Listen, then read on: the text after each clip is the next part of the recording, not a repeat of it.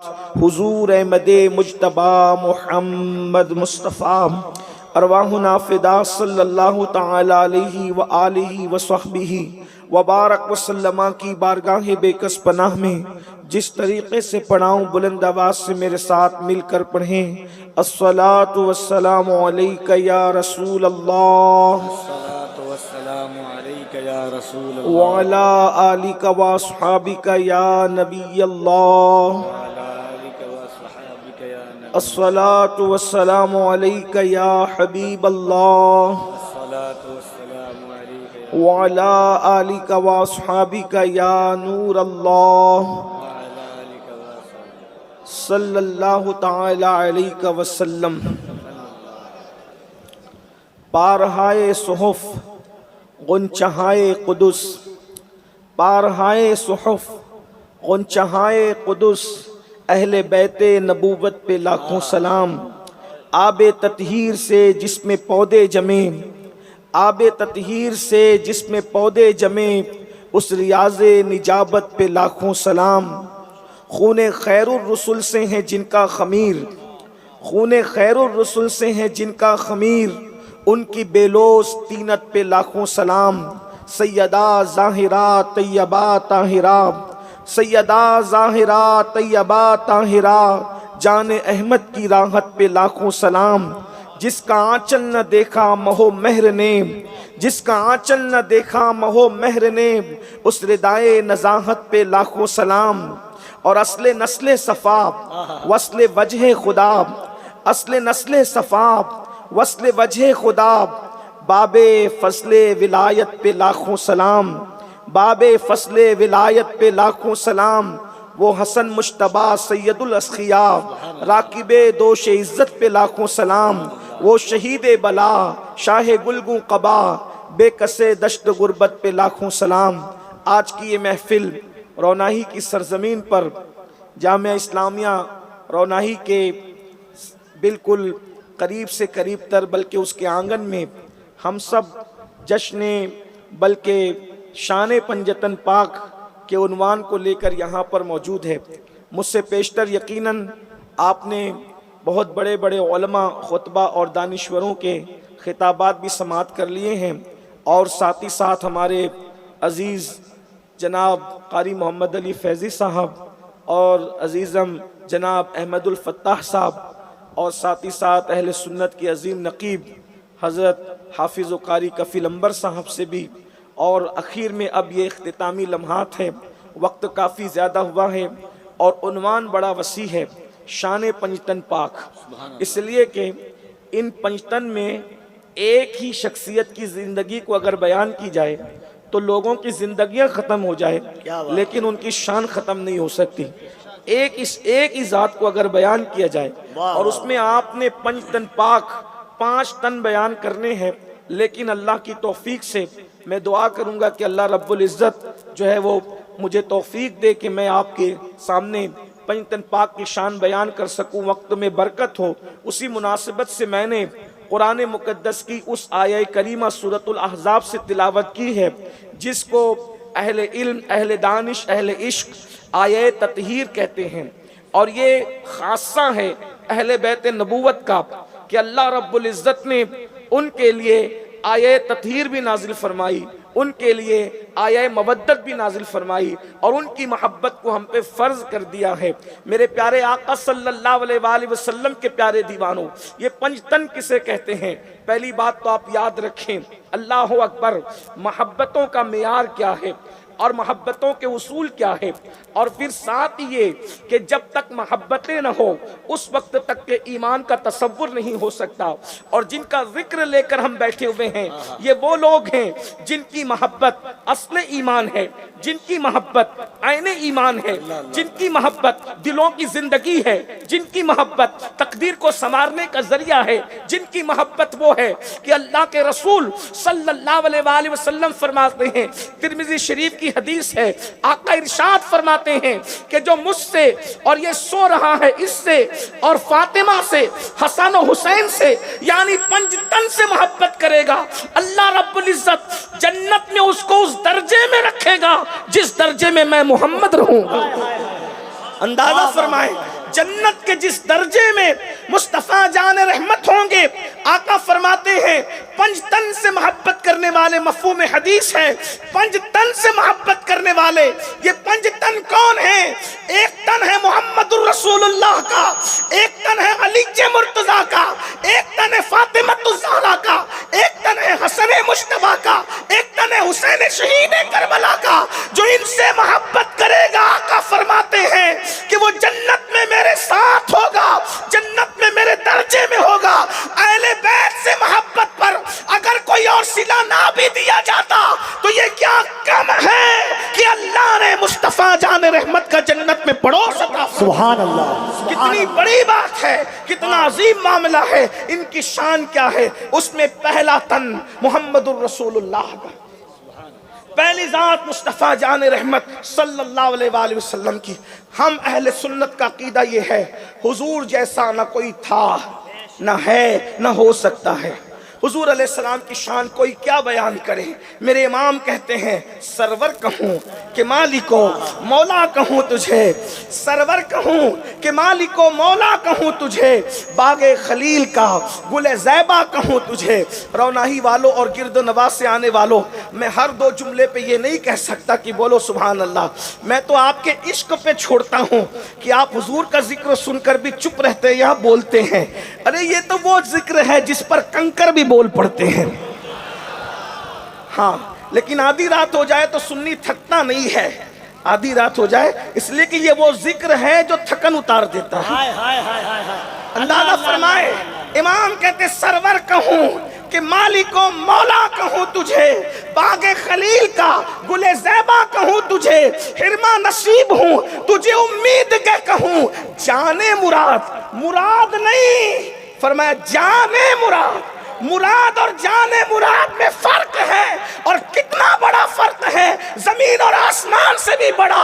اس لیے کہ مراد اس کو کہتے ہیں، مراد اس کو کہتے ہیں جس کو انسان چاہتا ہے، اور جانے مراد اس کو کہتے ہیں کہ اس کے بغیر مراد مراد نہیں ہوتی۔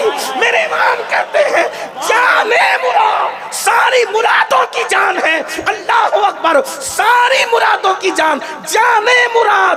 کانے تمنا کہوں تجھے، اللہ رے تیرے جسم میں منور کی تابشیں، اللہ رے تیرے جسم میں منور کی تابشیں، اے جانے جاں میں جانے تجلا کہوں تجھے۔ اور کہتے تیرے تو وصف عیب تناہی سے ہے بری، حیران ہوں میرے شاہ میں کیا کیا کہوں تجھے۔ اور کہہ لے کہ سب کچھ ان کے شناخا کی خاموشی، چپ ہو رہا یہ کہہ کے میں کیا کیا کہوں تجھے، لیکن رضا نے ختم سخن اس پہ کر دیا، خالق کا بندہ خلق کا آقا کہوں۔ نعرہ تکبیر۔ یہ وہ تن ہے، یہ وہ تن ہے، تن مصطفیٰ۔ حسن کا عالم یہ ہے کہ ان جیسا نہ چشمے فلک نے دیکھا نہ پشت زمین نے دیکھا۔ ان کے حسن کے بارے میں کہا گیا، حضرت حسان کہتے ہیں کہ آپ جیسا کسی ماں کی گود میں آیا ہی نہیں، کسی ماں نے آپ جیسا جنم دیا نہیں۔ توجہ کرنا، اب میں پنجتن کی شان بیان کرنے لگا ہوں، لیکن پہلے توجہ کرنا حضور کی شان کیا ہے۔ پہلا تن حضور علیہ الصلوۃ والتسلیم۔ حسان کہتے ہیں وَأَحْسَنُ مِنْكَ لَمْ تَرَ قَطُّ عَيْنِي وَأَجْمَلُ مِنْكَ لَمْ تَلِدِ النِّسَاءُ خُلِقْتَ مُبَرَّأً مِنْ كُلِّ عَيْبٍ كَأَنَّكَ قَدْ خُلِقْتَ كَمَا تَشَاءُ۔ حضور آپ جیسا حسن والا میری آنکھوں نے دیکھا ہی نہیں، آپ جیسا حسن والا میری آنکھوں نے دیکھا ہی نہیں۔ آنکھیں کیا دیکھتی، آپ جیسا حسن والا پیدا ہی نہیں ہوا، آپ جیسا حسن والا پیدا ہی نہیں ہوا۔ حضور کا حسن ایسا تھا، صحابہ کہتے ہیں کہ اگر اللہ قرآن نازل نہ بھی کرتا تو حضور اتنے خوبصورت تھے کہ لوگ حضور کو دیکھ کر ہی مسلمان ہو جائیں۔ علامہ عبد الرحمن جامی کہتے ہیں آیات قرآن ابرویت، تفسیر قرآن گیسویت، روئے تو قرآن ما ایما توئی ایما توئی۔ اور میرے امام اس کو اردو کے پیکر میں یوں ڈھالتے اللہ کی سرتاب قدم شان ہے، انسان نہیں انسان وہ انسان ہے یہ۔ قرآن تو ایمان بتاتا ہے انہیں، ایمان یہ کہتا ہے میری جان ہے یہ۔ اندازہ فرمائے حضور کا حسن کیا تھا، ان جیسا کوئی ہے ہی نہیں۔ حسان بن ثابت کہتے ہیں یا رسول اللہ ہر عیب سے پاک. اگر آپ کی توجہ ہے تو غور کریں، یہ صحابی کا عقیدہ ہے. ہر عیب سے پاک اللہ نے آپ کو پیدا فرمایا. یعنی جو عیب ہو سکتے تھے وہ سارے عیبوں سے اللہ نے اپنے محبوب کو پاک کر دیا. اور آگے بڑھ کے یہ بھی کہوں، جتنی خوبیاں ہو سکتی تھی وہ ساری خوبی اللہ نے اپنے محبوب کو عطا فرمائی. حضور اکرم صلی اللہ علیہ وسلم کی شان ہر عیب سے پاک اور ہر خوبی کا جامع کون ہے؟ ذات رسالت ماں محمد الرسول اللہ کی ذات ہے. اور کہتے ہیں کأنک قد خلقت کما تشاء، گویا کہ صحابی رسول نعت بھی کہہ رہے ہیں لیکن احتیاط کا دامن کیا ہے؟ کہتے کأنک، گویا کہ آپ جیسا بننا چاہتے تھے، آپ جیسا بننا چاہتے تھے خدا نے آپ کو ویسے ہی بنایا. یہ حضور علیہ السلام کی شان. اس لیے حضور جیسا کوئی نہیں. حضور اکرم صلی اللہ علیہ وآلہ وسلم کی شان میں یہاں تک آیا، کوئی دنیا میں کتنا بھی خوبصورت ہو، کتنا بھی، تو اگر وہ مسواک نہ کرے تو اس کے منہ سے بدبو آتی ہے، اگر نہ نہائے تو اس کے پسینے سے بدبو آتی ہے. لیکن یہ میرے نبی کی شان ہے کہ حضور کے پسینے سے خوشبو آتی ہے، اور اتنی آتی کہ اگر دلہن کو ملے تو دلہن مہکتی ہے، اور دلہن مل لے تو اس کا پورا خاندان مہکتا ہے. یہ حضور علیہ السلام کا حسن ہے. اور پسینہ بھی اللہ کے رسول علیہ السلام کو بے ترتیب نہیں نکلتا تھا. جیسے کہ کتنا بھی خوبصورت آدمی پسینے میں شرابور ہو تو بے ترتیب پسینہ نکلتا ہے، کبھی ادھر سے کبھی ادھر سے. صحابہ کہتے ہیں حضور کو پسینہ بھی نکلتا تھا تو پیشانی پر ایسے جمتا تھا جیسے کسی نے چاندی کی پلیٹ پر سونی کے موتے تاک دیے. یہ حضور علیہ السلام کی شان ہے، اللہ کے رسول علیہ السلام. اب اندازہ فرمائیں، غور کریں. اب آگے بڑھتے ہیں. حضور جیسا کوئی نہیں. حضور جیسا اگر بول دے تو مجھے لگے گا کہ آپ نہیں تھکے ہیں. اب مجھے بات آگے بڑھانی ہے ورنہ 10 منٹ کافی ہے گفتگو کے لیے. 10 منٹ تھکے ہوئے کو تھکانا یہ ظلم ہے. لیکن اگر آپ نہیں تھکے ہیں تو مجھے بات آگے بڑھانی. تھک گئے تو بات پوری ہو گئی. توجہ فرمائیں. اگر آپ نہیں تھکے ہیں تو غور کریں. حضور جیسا، حضور جیسا، حضور جیسا کوئی نہیں. کوئی حضور علیہ السلام جیسا نہیں. لیکن اب ام المومنین سیدہ طیبہ طاہرہ صدیقہ بنت صدیق کہتی ہے میں نے حضور جیسا حسن اگر کسی میں دیکھا تو وہ ایک ذات. اب توجہ ہوگی آپ کی، اور اب ذکر آگے بڑھ رہا ہے. اللہ اکبر. یہ ام المومنین سیدہ عائشہ صدیقہ فرما رہی ہے حضور علیہ السلام کے حسن کو میں نے ایک ذات میں دیکھا. اور صرف حسن نہیں دیکھا، چلنا بھی انہی کی طرح، بولنا بھی انہی کی طرح، اٹھنا بھی انہی کی طرح، بیٹھنا بھی انہی کی طرح. کائنات خدا بندی میں کوئی ان کی طرح نہیں. اور نہ میں اس سے مثلیت بیان کر رہا ہوں لیکن شباہت کا تذکرہ ضرور کر رہا ہوں. توجہ فرمائیں. اللہ اکبر. غور کریں. یہ ام المومنین مفتی 4 ملت سیدہ طیبہ طاہرہ صدیقہ بنت صدیق کہہ رہی ہے کیا کہ میں نے حضور جیسا خوبصورت چہرہ ایک دیکھا. اور صرف چہرہ نہیں دیکھا، اٹھنا بھی انہی کی طرح، بیٹھنا بھی انہی کی طرح، صداقت بھی انہی کی طرح، بولنا بھی انہی کی طرح، سخاوت بھی انہی کی طرح. آخر انسان کے کان بے چین ہو جاتے ہیں. وہ کون ہستی ہے جس کا حسن مصطفیٰ کی یاد دلاتا ہے، جس کی سخاوت مصطفیٰ کی یاد دلاتی ہے، جس کا چلنا مصطفیٰ جان رحمت کا قران ناز کرنا یاد دلاتا ہے. تو اماں عائشہ کہتی ہے وہ کوئی اور نہیں ہے، وہ فاطمہ بنت محمد ہے. نعرہ تکبیر. دونوں ہاتھوں کو اٹھا کر نعرہ تکبیر.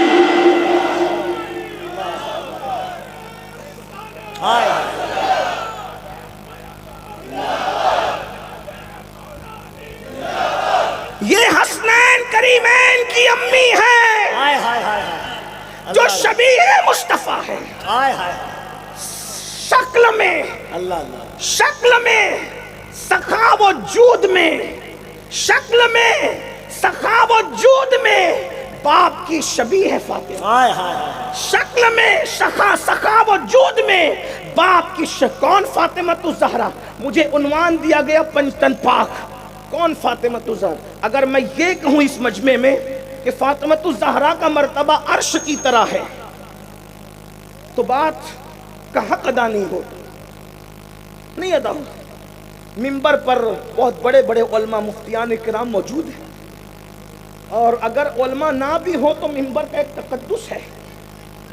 آدمی اپنی مرضی سے کوئی بات کر بھی نہیں سکتا. لیکن توجہ کریں، کچھ لوگ ہمیں سنیوں کو طعنہ دیتے ہیں کہ ان سنیوں کو اہل بیت بیان کرنا نہیں آتی. میں نے کہا خدا کی عزت کی قسم، سنی جس شان سے اہل بیت بیان کرتا ہے کسی کا باپ نہیں کرتا. کیا بات ہے. اس لیے میں سنیوں سے کہتا ہوں، کالے دل والوں سے اور کالے کپڑے والوں سے ہمیں متاثر ہونے کی کوئی ضرورت نہیں ہے. ہمارے یہاں اپنی روایات ہے، ابھی آپ آگے سنیں گے. اور الحمدللہ 1450 سال سے جتنا سنیوں نے اہل بیت بیان کیا ہے اتنا کسی کے یہاں تصور نہیں ہوتا. اس لیے کہ 1450 سال سے تو ہم ہی ہیں. آپ کی ولادت بھی نہیں ہوئی تھی تب سے ہمارے اہل بیت پڑھا جا رہا ہے. اور اپنے جوانوں سے کہتا ہوں کسی سے متاثر ہونے کی ضرورت نہیں ہے. الحمدللہ ہم نہ وہ لوگ ہیں کہ جو اہل بیت کا نام لے کے صحابہ کو چھوڑ چکے ہیں، اور نہ ہم وہ لوگ ہیں جو صحابہ کا نام لے کے اہل بیت کو چھوڑ چکے ہیں. ہم وہ ہیں، ہم کہتے ہیں ہمارے ہاتھ کو اللہ نے دو اسی لیے دیا کہ ایک ہاتھ میں صحابہ کا دامن ہے، دوسرے ہاتھ میں اہل البیت کا دامن ہے. اور اہل سنت کا امام کہتا ہے اہل سنت کا ہے بیڑا پار، اصحاب حضور نجم ہے اور ناؤ ہے اطرت رسول اللہ. اگر رونائی اور گرد نواز سے سننے والے واقعی سننے آئے تو توجہ فرمائیں.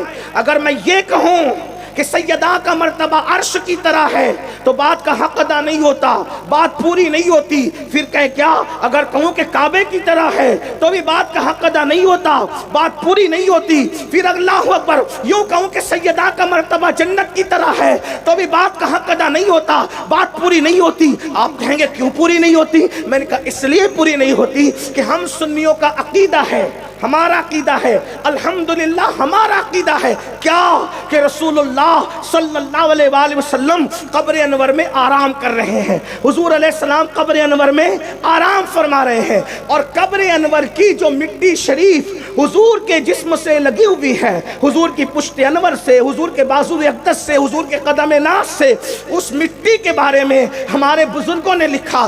امام اہل سنت سمیت امام زرقانی اور دیگر بزرگوں نے لکھا، شیخ محقق نے لکھا. کیا لکھا؟ کہ جو مٹی رسول اللہ کے جسم سے مس ہے وہ قبر انور کی مٹی کعبے سے افضل ہے، عرش سے افضل ہے، حتیٰ کہ جنت سے افضل ہے. کیا مٹی کس سے لگ جائے؟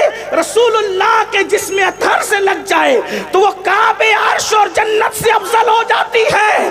اب میں فاطمہ الزہرا کو کعبے کے برابر کہوں تو کس منہ سے کہوں؟ عرش کے برابر کہوں تو کس منہ سے کہوں؟ اس لیے کہ نبی کے جسم سے مٹی لگ جائے تو وہ کعبے اور عرش سے افضل ہو جاتی ہے. فاطمہ نبی کے جسم سے لگنے والی مٹی کا نام نہیں ہے. فاطمہ الزہرا کے لیے حضور نے فرمایا فاطمہ تو بدا تو منی، وہ میرے جگر کا ٹکڑا ہے.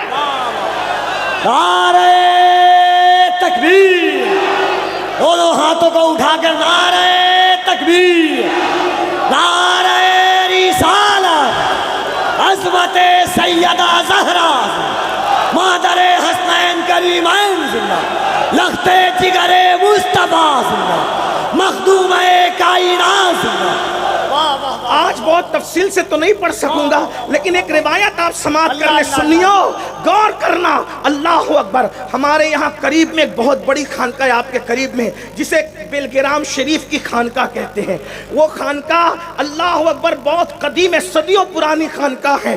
اور وہ وہاں کے جو سب سے بڑے بزرگ سید محمد میر دعوت الصغریٰ رحمت اللہ علیہ، وہ ڈائریکٹ قطب الاقطاب خواجہ قطب الدین بختیار کاکی کے مرید بھی اور خلیفہ بھی ہیں. اتنی پرانی قدیم خانقاہ ہمارے ماہرہ کے مشائخ انہی کی اولاد میں سے ہیں. وہاں سے کتاب چھپی ہوئی ہے، اس کا نام ہے نظم العالی، اور اس کے مصنف ہے میر سید محمد بلگرامی رحمت اللہ تعالی علیہ. میر سید محمد بلگرامی اس کے مصنف ہے. اس کتاب پر تقریر تاج الشریعہ کی بھی ہے. خیر الاتقیاء حضرت علامہ پیر سید اویس میاں صاحب کی بھی اس پر جو وہ تصدیق موجود ہیں. یعنی میں اس کتاب کے بارے میں آپ کو تعارف کرا دوں. اب اس کے بعد اس پر ایک روایت پڑھنا چاہتا ہوں. سیدہ پاک کی شان اگر سنی اس نیت سے سنے کہ ہمارے مقدر بدل جائے تو پھر سنیوں کو سننا چاہیے. بہنوں کی بھی توجہ چاہتا ہوں. اللہ اکبر. میرا جی چاہتا ہے کہ جب جب میں فضائل پڑھوں یہ روایت ضرور پڑھوں، بار بار پڑھوں. ناسبیت کے نشیمن پر بجلیاں گراتا رہوں، خارجیت کے نشیمن پر بجلیاں گراتا رہوں، اس لیے کہ اللہ اکبر. توجہ فرمائیں. اللہ اللہ مفہوم پڑھ رہا ہوں، الفاظ آگے پیچھے ہو سکتے ہیں لیکن روایت یہی ہے جو بطور مفہوم پڑھی جا رہی ہے. ایک مرتبہ سیدہ طیبہ طاہرہ عابدہ زاہدہ راقیہ ساجدہ نقیہ تقیہ ام ابیہا سیدہ فاطمۃ الزہرا ملکہ فردوس بری اللہ اکبر رسول اللہ کی بارگاہ میں آئیں اور آنے کے بعد عرض کیا بابا جان سب سے پہلے جنت میں کون جائے گا؟ سب سے پہلے جنت میں حضور سے پوچھ رہی جنت میں کون جائے گا. اس کا مطلب سیدہ کا عقیدہ ہے کہ نبی غیب جانتے ہیں. حسنین کریمین کی امی جان کا عقیدہ ہے کہ نبی غیب. اب جو انکار کرتے ہیں ان سے سنیوں کا کیا رشتہ؟ اگر اہل بیت سے ہمارا رشتہ ہے تو ان سے کیا رشتہ جو انکار کرتے ہیں؟ تو پھر سنیوں کو کیا ضرورت ہے لوگوں سے رشتے کرنے کی؟